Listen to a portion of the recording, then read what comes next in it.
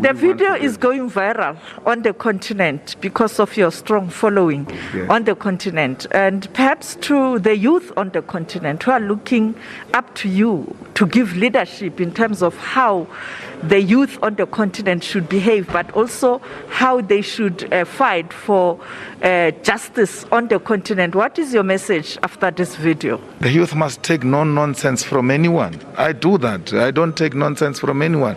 And I don't go around giving people nonsense. I don't provoke people. I don't do anything. You cannot bring nonsense to me, and I want me to accept it. The youth of Africa, it finds itself in this position because they've tolerated nonsense for a very long time, especially from the so-called elders who are ruling them in an autocratic manner, in a manner that if you disagree, you get killed, in an undemocratic manner, where women and children are being raped in front of the people who are opposing the status quo as a way of punishing the opponents. They've tolerated that nonsense for a very long time. So the youth must not take nonsense from anyone. Will you and the EFF entourage be going to Zimbabwe to bury? Absolutely, we're going there. We're going to bury President Robert Mugabe. He's our leader, he's our icon.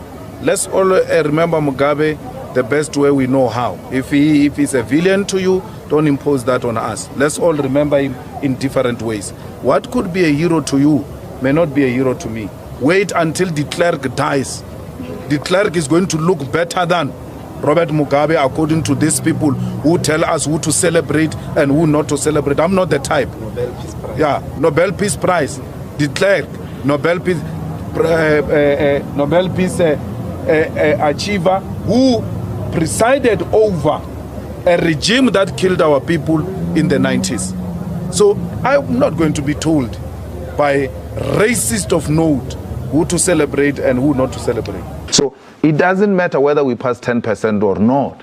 We will become Ramaphosa's problem, even if he wins.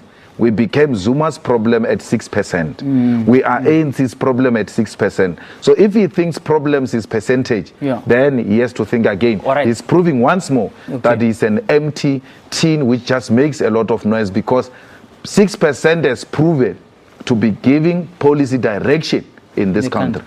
When it comes to Pravin Gordhan, you say he's got a bank account in Canada. Yes. He doesn't. It shows that he doesn't. He goes to court. The people who want to charge him, your Ntlemezas, we can go on and on. The Kruan report into the rogue unit, the judge there retracted and said this didn't happen. Why is it that you won't afford him that same latitude of he hasn't been found guilty? You are not even allowed to say he doesn't have an account. You can't say that. You can't say. They confirmed. Nalo and we must agree. You can't say that, but you because can't throw things. You must back it up. I'm not throwing it up. Where's the backup? I've given the police the account number. But they checked it and they found it doesn't exist. Which police? It was reported. You are relying on Adrian Basson. It's not the police. But Adrian Basson is an investigative report. Woozy is nothing. He's police. The authorities in Canada were phoned, Mr. Malema. You can't make stuff up. Adrian Basson. The hawks, there are hawks. I've gone to the police station.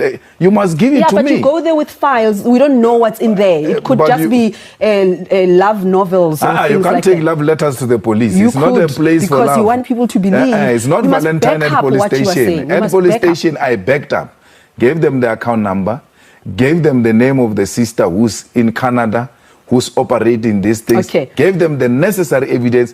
I didn't just talk. Okay, we have to leave it so there. You can't say I'm just talking without backing it up. I went to police station.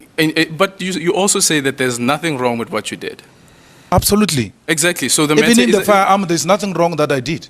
That I can say. And so therefore, did you fire? The matter is sub judice. The matter is sub judice, but the truth doesn't change. Let's listen to this. I will not be pleading guilty. You won't be pleading guilty. So you didn't fire a firearm. I will not be pleading guilty. The matter is sub judice. So you didn't fire a firearm. But I can't answer that question because the matter is before the court. I will answer it in court. The thing is that the truth remains the same, no matter who asks and once you are aware the truth. But once you are charged, I'm asking you, did you fire the firearm? No. But once you are charged, my man, you are now living under the guidance of your law, your legal representatives. And therefore, I'm not going to undermine that advice of my legal representatives so that tomorrow, when they fail to do their work, they don't accuse me of having messed up their case. So when you started, weren't you scared? Because like, obviously, you're studying EFF now, just from the ANC, with people not taking your calls now, you were outcast. Wasn't it difficult? No, it was not difficult, because the first thing you must have is a political will. Okay. Money should not even be preoccupy your mind. You must have a political will, and the political will is anything that you speak about and you feel it inside your stomach, then you mean it. You'll do everything in your power to make sure that you achieve it. It doesn't matter the obstacles. No, you fight. Yeah. And for that, you're prepared to go to court? We are not going to court. We are being taken to court. We will defend ourselves. There.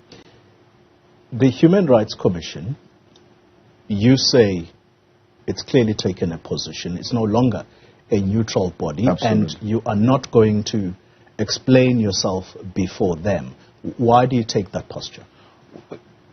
Goli, you get information about me that this is the things I said. You ought to come to me and say, these are the allegations that are being made against you. What do you have to say? What do?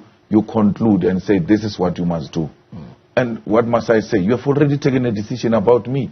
You can as well decide what you want to do with me, but I'm not going to apologize in 10 days. I'm not going to do it.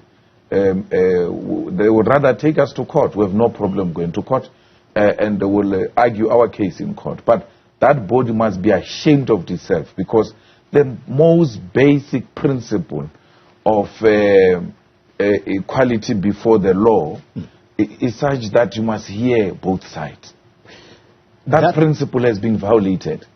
And we are the only party in South Africa in 2016 that increased its votes. The DA declined, the ANC declined. So why should we complain? We are relatively young. A lot of our people have got a problem of ageism. They can't trust young people. We are people who were never ministers before, were never premiers before, were never in cabinet before. So we have no track record of governing. So people still have got their doubts. And through action, the EFF will win over the people. What do you make of it? I'm very proud. I'm proud that I'm not a coward like many of you who want to tell the truth and are scared. It is what it is. It has to be confronted like that. If I had not spoken, many other things in this country will not be happening. It was a taboo to speak about the land. It was a taboo to speak about economic transformation. And I've taken a conscious decision, individually and collectively with the leadership of the EFF, to deal with unspoken matters which people are concerned about. You see, the civil war which will happen in this country, it will not be as a result of Malema saying one or two things. It will be out of the frustration our people are confronted with. There is a serious problem of underdevelopment. There's a serious problem of not sharing the resources of this country, and the whites becoming more richer and the blacks becoming more poor. We ought to confront it. We ought to be honest about it. We must not be scared, and generations after us will thank us.